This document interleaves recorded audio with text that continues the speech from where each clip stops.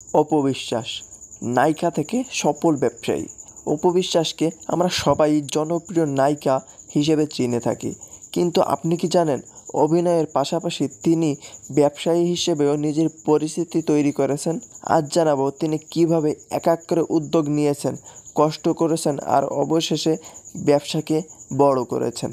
অপবিশ্বাস শুরু থেকেই জানতেন শুধু অভিনয়ের আয়ের ভবিষ্যৎ নিরাপদ নয়, তাই তিনি ছোট উদ্যোগে নামেন। প্রথমে ফ্যাশন ও বিউটি সেক্টরে বিনিয়োগ করেন। ঢাকায় তিনি নিজস্ব বিউটি সেলুন খোলেন। সেখানে সাধারণ মানুষ থেকে শুরু করে সেলিব্রিটিরাও আসতেন।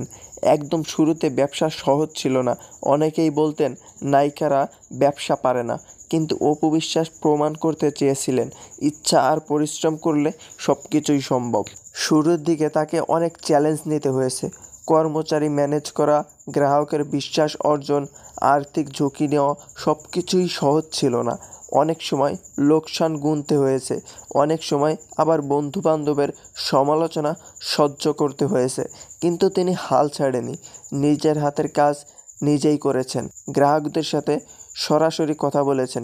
এভাবেই ধীরে ধীরে ব্যবসা দাঁড় করিয়েছেন।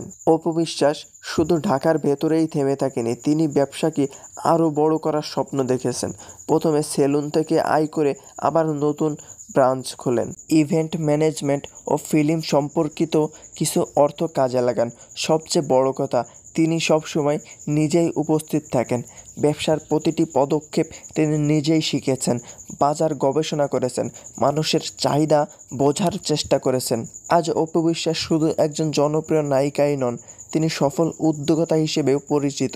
তিনি প্রমাণ করেছেন নারীরা যদি চায় তারা অভিনয়, পরিবার সব কিছুই একসাথে সামলাতে পারে। আপনার কি মনে হয় অপবিশ্বাসের মতো সেলিব্রিটিরা কি সাধারণ তরুণদের ব্যবসায় অনুপ্রেরণা জোগাতে পারে? কমেন্টে জানাতে ভুলবেন না। অপবিশ্বাস সংগ্রাম থেকে সাফল্য।